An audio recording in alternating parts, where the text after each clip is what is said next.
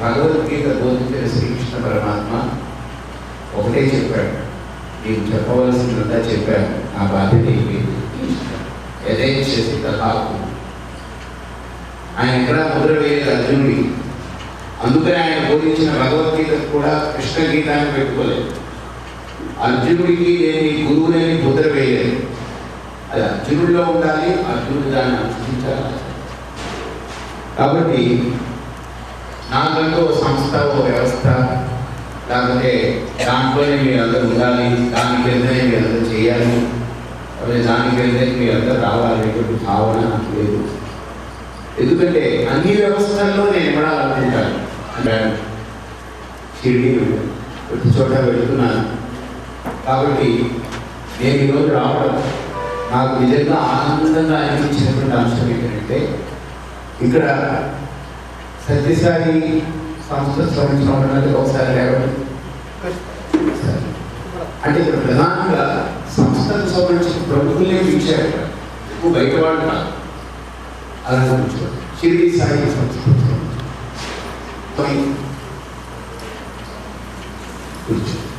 అలాగనే మన ఏర్పేడు వ్యాసాశ్రమానికి సంబంధించిన,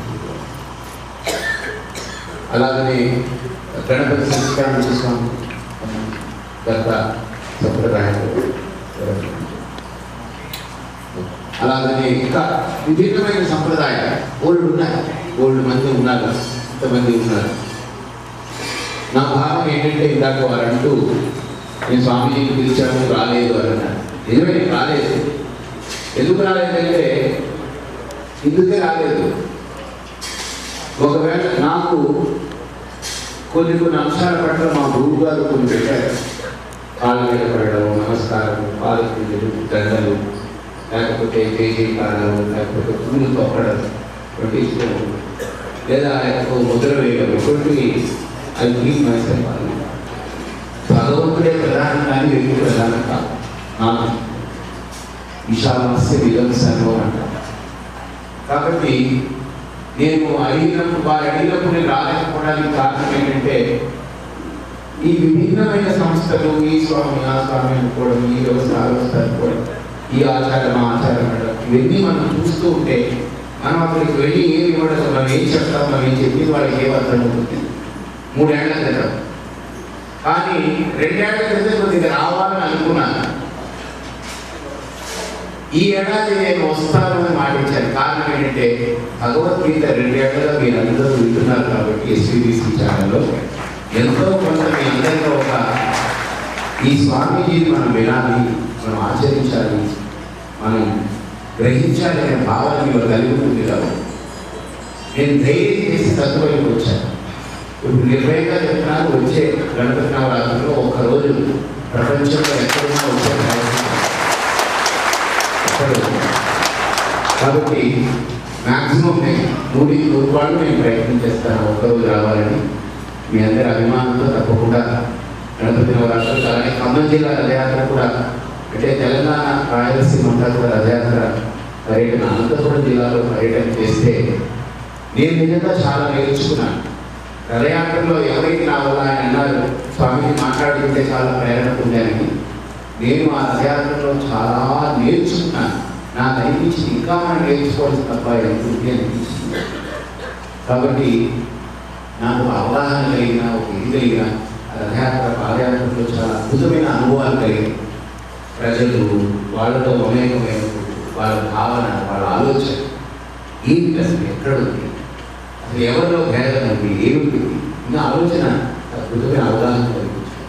కాబట్టి తప్పకుండా ఇప్పుడు పడి పూజకి వెళ్ళి అక్కడ కూడా అయ్యప్ప స్వాములందరినీ దర్శించుకొని నేను నా కార్యక్రమానికి వెళ్ళాలని చేశాను.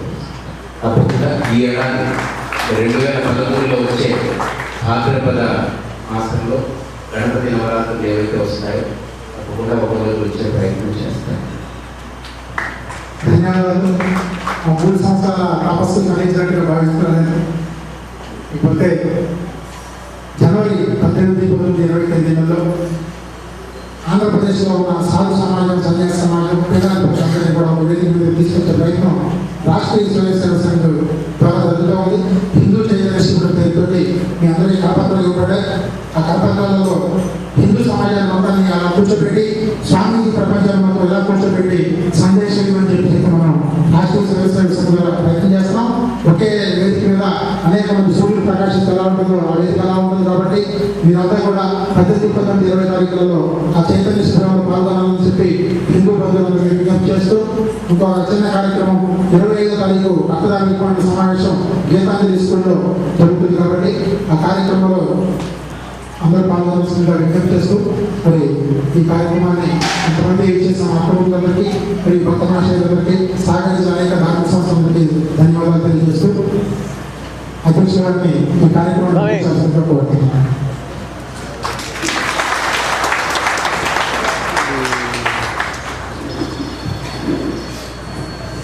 ఈ కార్యక్రమం ముగిసిందని తెలియజేస్తుంది. వైర్ ఇచ్చాడు, అది కరెక్ట్ కనెక్ట్ అవుతుందో లేదో ఒకసారి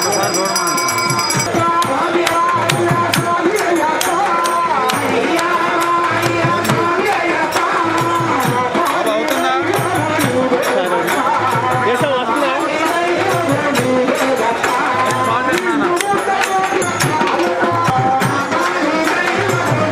తీసాడు.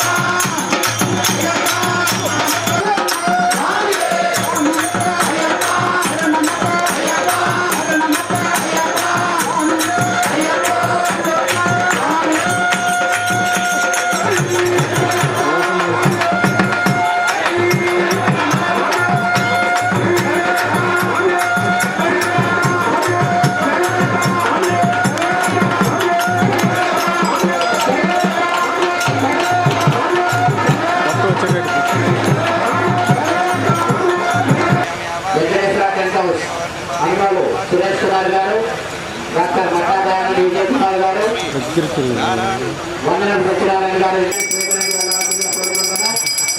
అదేవిధంగా ఈరోజు ఇక్కడ జరుగుతున్నటువంటి 18 గంటల పూజ మహోత్సవంలో పాల్గొంటున్నటువంటి స్వాములు 18 మంది స్వాములు కూడా మా కమిటీ తరఫున ధన్యవాదాలు తెలియజేస్తూ వారి సేవలన్నీ కూడా వస్తుంది. జరుగుతుంది.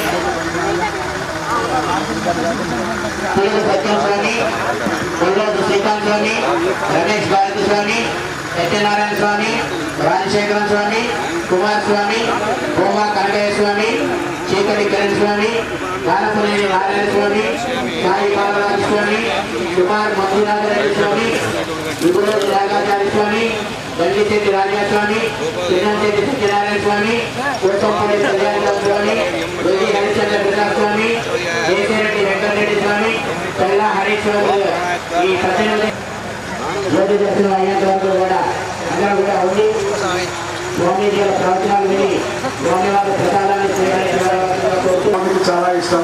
మరి ప్రతిపదంగా కూడా చెప్తూ ఉంటాం, అన్న తల్లికి ఇలా మాటిచ్చారు ఆ జన్మ బ్రహ్మచారిగా ఉంటానని. మరి ఎందుకు ఆ మాటకి అలా మాట్లాడాల్సి వచ్చింది, ఎందుకు ఈ విధంగా మాట్లాడాల్సి వచ్చిందని మీరు అనుకోవచ్చు.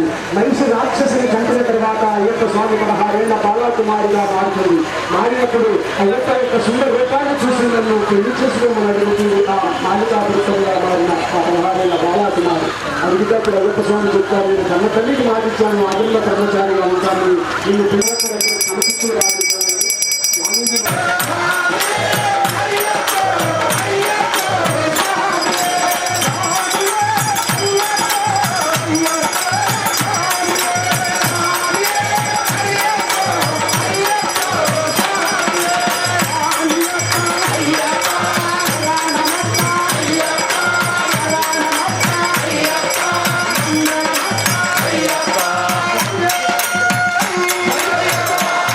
కూడా మనం ఒక్కసారి ఆరాధిద్దాం.